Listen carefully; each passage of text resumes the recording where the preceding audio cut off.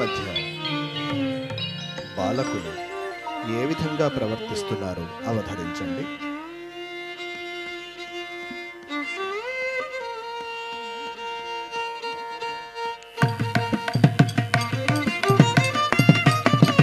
చెప్పెదనో ఏ బాలకులార చతుర్వేదముల పాఠం, పెదబీకిది కుర్రల్లార సర్వశాస్త్రముల సారాంశం.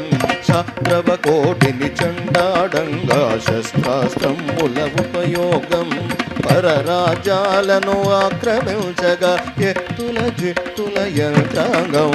నేర్పెదబీకై దెయ్యముదో తేచదమిముల తేరుగనే, నేర్పెదబీకై దెయ్యముదో తేచదమిముల తేరుగనే.